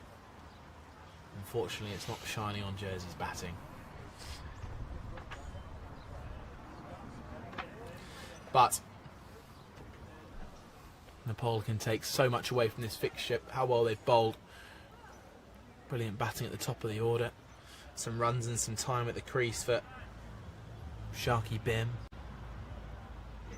Hemant Dami, who also took 4 wickets. DSRA bowled short, punched out towards a deep cover fielder. The man with 4 wickets picks up and returns. And all of a sudden, I'm getting a bit too warm here.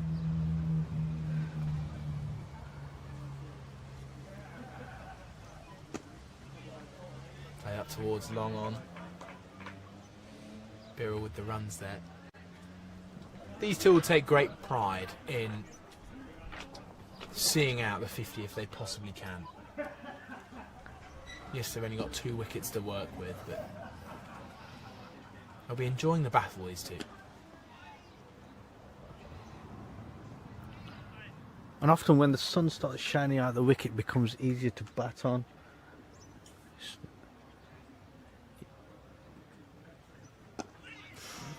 Goes back to a quicker delivery from Array. Not sure that's quite the plan you want to be doing, but whatever works. Well, he got it out. Down the track, chipped up towards Cow Corner region. Fielded by mid-on, running round to his left. I think these two batters have got a real opportunity to gradually build an innings. Risk-free. And what an experience they're getting bowling against batting against a bowling lineup of this calibre. Yeah, absolutely. And you want to tick some milestone boxes coming out of this game, especially if you're not at this stage, you're further away from the win. You want to get some positives out of this.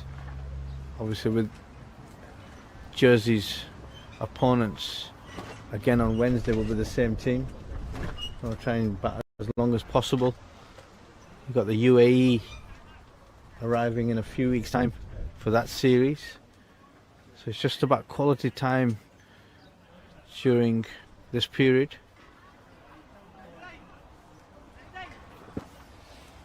Do you think the Jersey top order went about it in the wrong way, or was it just brilliant bowling from Danny? I just thought it was really good bowling. Yeah, I'd agree.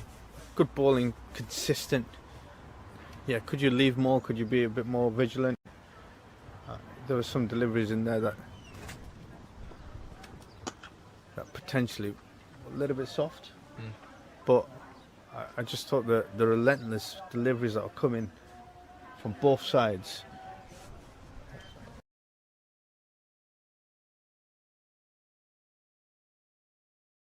was credit to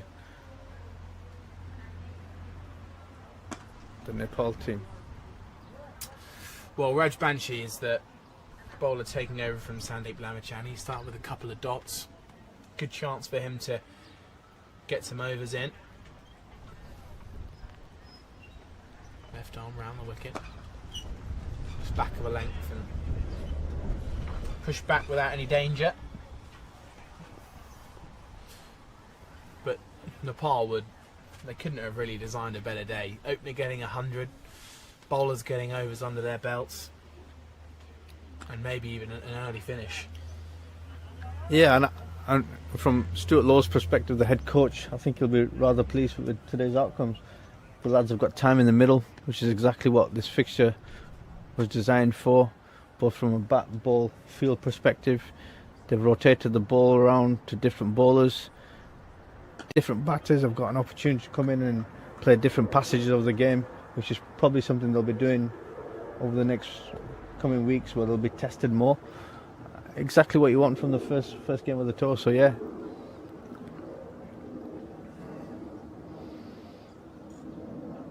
Down the track, hit with confidence out towards cow corner. It's gone for 6. It was Gulshan running around from long on trying to get a hand on it. It's gone over his left shoulder and into the hedges. And finally, something for the Jersey fans to cheer for. Finally, it's coming the 24th over after 8 wickets down. But nonetheless, that's a great sign. But a good matchup. Left arm spinner against a left-handed bat. Left-handed bat is always going to be in control of that matchup. So impressive this from Charlie Brennan, who's a force just pushing back here against Nepal.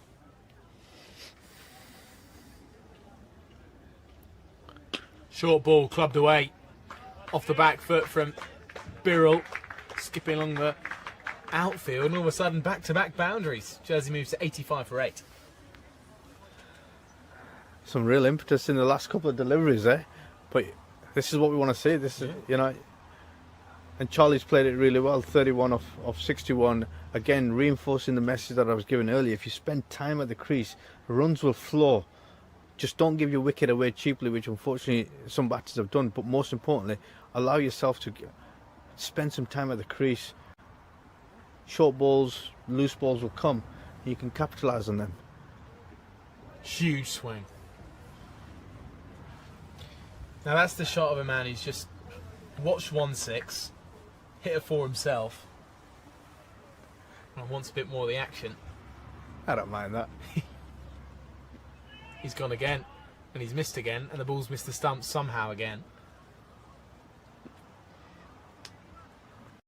It's quite a strange little turn of events here, where Daniel Birrell, after being so strong in defence, he's just swinging the bat. Could that be 4 as well? He punched it over the bowler's head. No, it's going to be a calm single. Picked up by an advancing fielder. Do you reckon he's going to start just throwing the bat now, see what he can get from this? Well, judging by the last 4 balls, I don't think he's going to die wandering, that's for sure. Well, Brennan needs to make sure he continues playing his game. Whatever Birrell gets up to at the other end, Brennan has to continue batting exactly how he has done.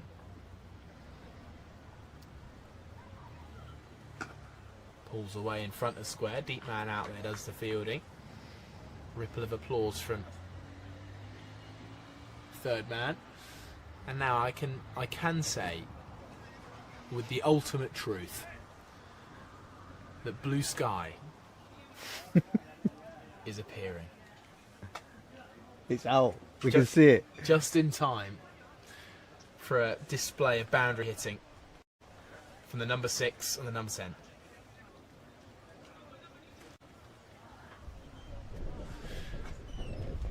$87 for 8 then, 26 overs gone. 164 needed from 144 balls.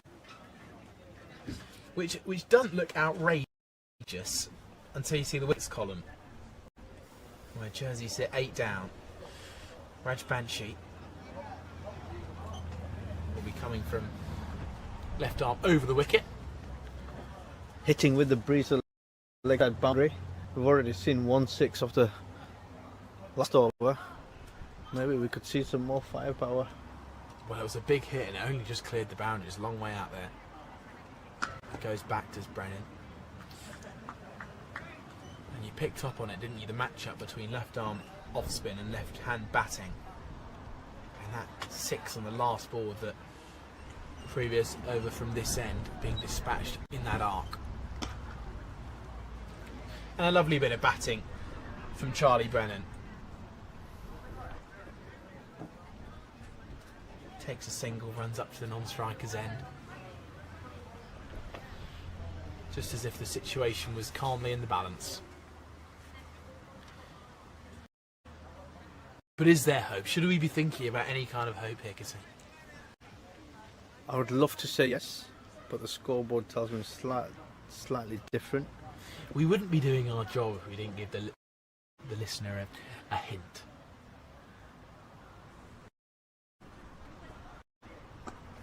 Flick through the leg side. This could be 2. Lamachani running around to his right hand side, so the up just for a single. Throws in with his right hand. You do feel a duty, don't you? To feel as if the game is still going to reach an incredible conclusion. It could be on. Raj Banshee bowls down the leg side and whipped out towards deep square leg, and these two batting well, building a nice partnership here, approaching the triple figure mark. The danger here from Nepal is you just step off the button a little bit. You let the side back in and get a valuable 30, 40, 50 runs. I think that's one area that I would be looking at as well, is how clinical and ruthless you can be from this position. That's the word, isn't it? Ruthless.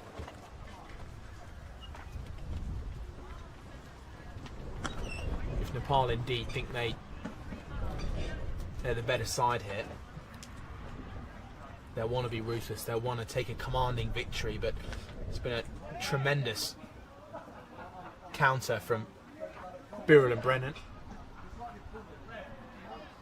They moved Jersey past 90 after 27 overs. Just those 2 wickets left in hand. And DSRA's having a nice long bowling spell.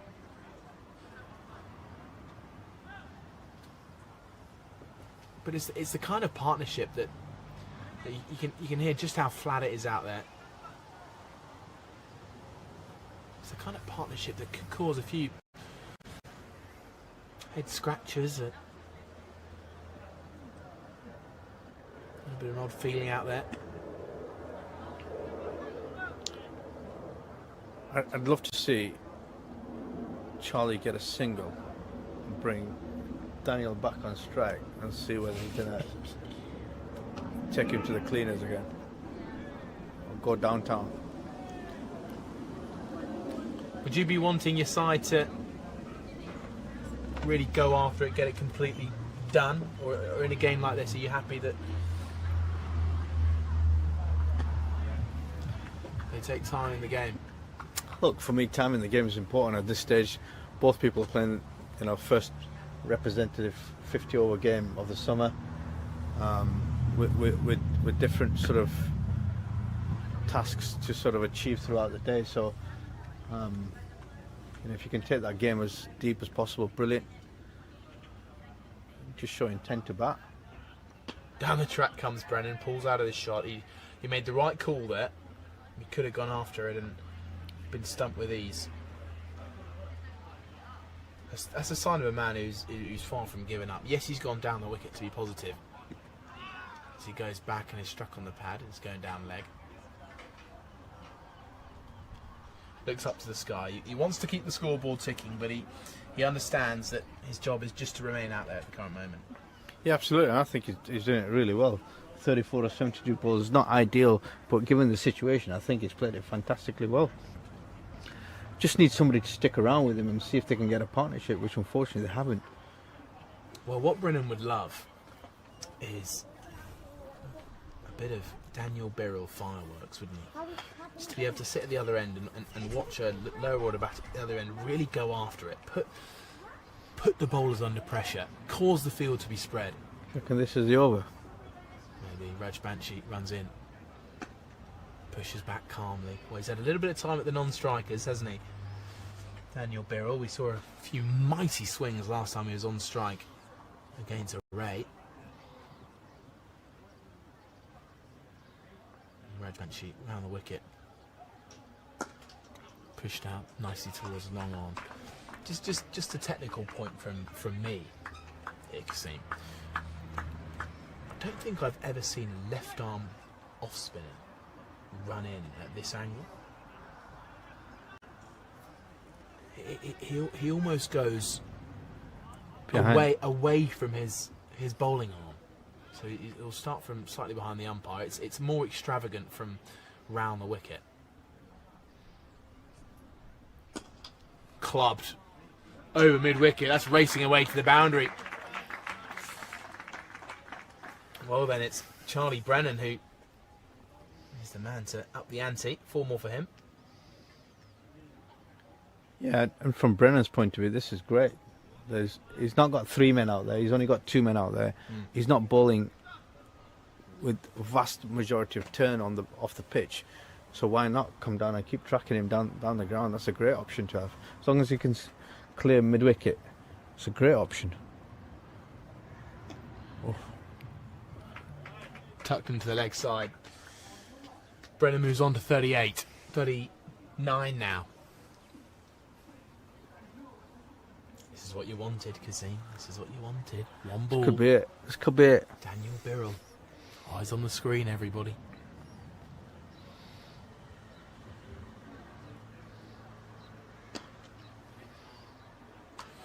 Tumbling attempt from Bim is in vain. Fielded in the deep by Ishan Pandey. With a big beaming smile. A few chuckles coming over from deep mid-wicket.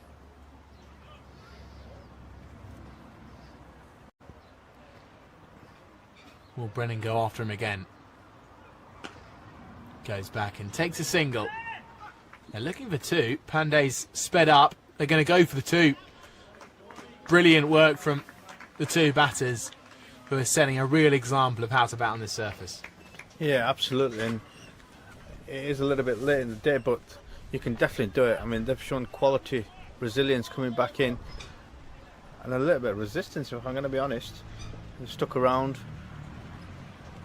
Investing in the 1s and 2s, boundary options aren't always there, and when they are, when the right matchups are there, you can take that risk. You can get the reward for it as well. This is the matchup I'm looking forward to. This could be downtown. Well, Jersey are 1 run off 3 figures, and Birrell will be wanting to send them 5 runs past them in quick time and beyond. Here's a Ray. Will he tempt Birrell? Back of a length, punched up towards long on. You'll have to wait a few more balls.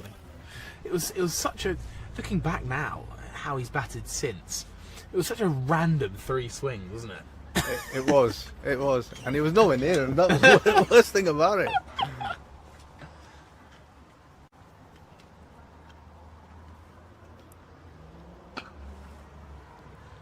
Toe ended back towards the bowler. Did I see a bit of a stare there from Ray? Maybe a little bit of tension. Don't go back to that ball.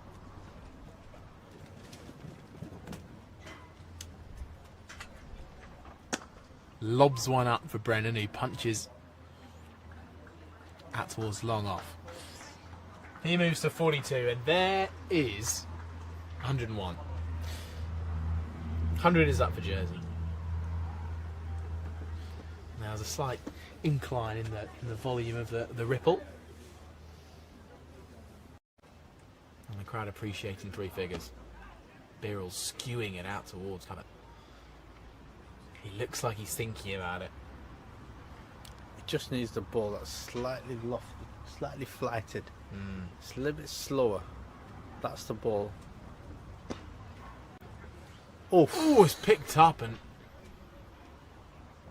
It's hit Pandy almost in the face there. It's picked up off one of the squares. And it's sent his sunglasses flying off. Out comes the medic sprinting out. Looks like he's been hit in the chin there. Umpire's gone to check on him. Medic's slightly slowed down. Whether that's him tiring out or realising that the situation is a bit less drastic, we'll come to see. It's a really nasty one there.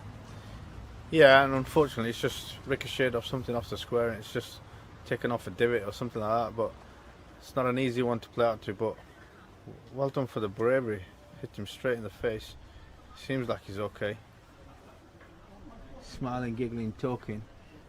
And he's chewing. Yeah, he's chewing his gum with ferocity. So any danger of that jaw being out of action. You can just see him in the back of shot there, testing out his chin, his mandible, for the scientists among you. So Daniel Birrell. Well, from some of the shots he's played, he was actually quite fortunate it was a ball that didn't come off the middle of the bat that struck him in the chin. Yeah, it could have been a lot worse, couldn't it? Here's a Ray. Beaten through the gate. TSRA can't believe it. That ends the over. And maybe Birrell, after he's been beaten all ends up, playing a solid defensive, will he be thinking, maybe I should just give it a whack. End of the over. 101 for 8 off 30 overs. That's what you want to see. Yeah, absolutely. I mean, great for Jersey that they've got to 100, 101. That milestone tick there. Got to 30 overs, still got 20 overs to play. Don't want to go through the motions. I think for Charlie Brennan, if he obviously got a little milestone and 50 there for himself, if he can get there. Daniel Birrell, swing from the houses as often as possible, but equally support Brennan where he possibly can. And see what potentially could come back out. Change of bowling. Sandeep. I think this man, Raj Banshi, just looking at his body language, looks a little bit dejected. The fact that he had a chance there to go on and stamp his mark on this game, didn't quite take a wicket. Lamachani is back onto the bowling to finish this game off for Nepal.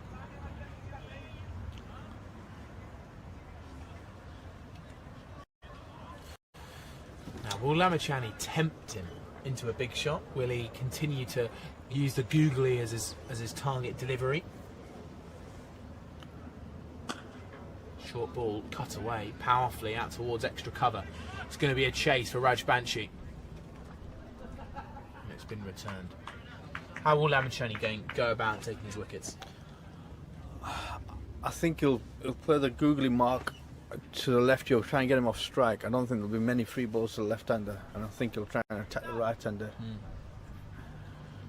He's very strong against the right-handers, very, very strong.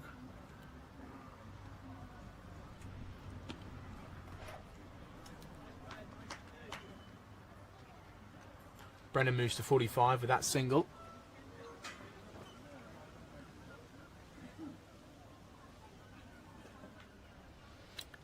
I would love to see a change of ploy here from Sandeep. Just slow it down,